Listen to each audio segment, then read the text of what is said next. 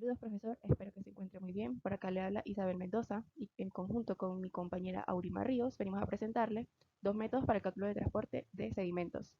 En este caso, nosotros dimos con el método de Young, 1973-1984, y Einstein-Brown, 1950.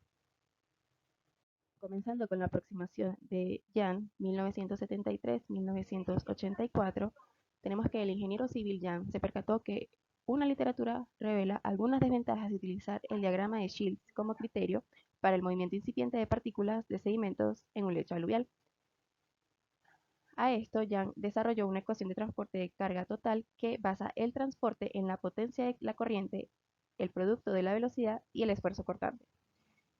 La función fue desarrollada y probada en una variedad de datos de canal y de campo.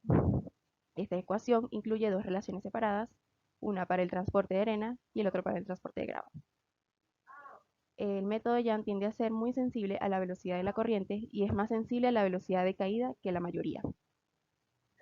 El método Young es fundamentalmente una ecuación de ley de potencia donde la concentración, Ct, es una función del exceso de la potencia de la corriente, Bs menos Bs crítico. Tenemos esta ecuación que sería la general. La versión logarítmica transformada de la ecuación que vimos anteriormente sería esta, donde considera la potencia de la corriente y la potencia crítica de la corriente. La forma real para la ecuación de transporte de arena de Young, que fue publicada en 1973, es la siguiente, donde considera el tamaño de la partícula menor a 2 milímetros. Y las variables serían las siguientes: concentración total de sedimento, partes por millón por peso, la velocidad de caída de la partícula, que está en pies sobre segundo, dm o t, que sería el diámetro medio de las partículas de sedimento, que se puede utilizar el diámetro 50, está en pies, la viscosidad cinemática del agua, que está en pies sobre segundo al cuadrado, la velocidad de corte, que está en pies sobre segundos, la velocidad promedio del canal, la pendiente del fondo del canal, que este es adimensional. Acá tenemos que este parámetro de la fórmula lo podemos calcular siguiendo estas dos condiciones que tenemos acá. Si el producto de la velocidad de corte por el diámetro de la partícula sobre la viscosidad nos da un valor entre 1.2 y 70, procedemos a determinar el parámetro usando esta fórmula que tenemos acá. Si ese producto de la velocidad de corte por el diámetro medio entre la viscosidad nos da un valor mayor a 70, utilizamos este valor de 2.05 para el parámetro de la fórmula. Finalmente, ya en 1984, publicó la función que cambia a la ecuación de grava para clases de granos mayores a 2 milímetros, que sería el contrario de la fórmula anterior, que consideraba nada más partículas menores de 2 milímetros.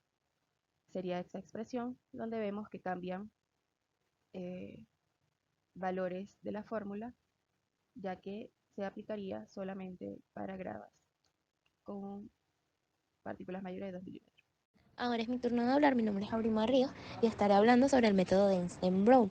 Este método es utilizado para calcular el transporte de sedimentos en ríos y canales.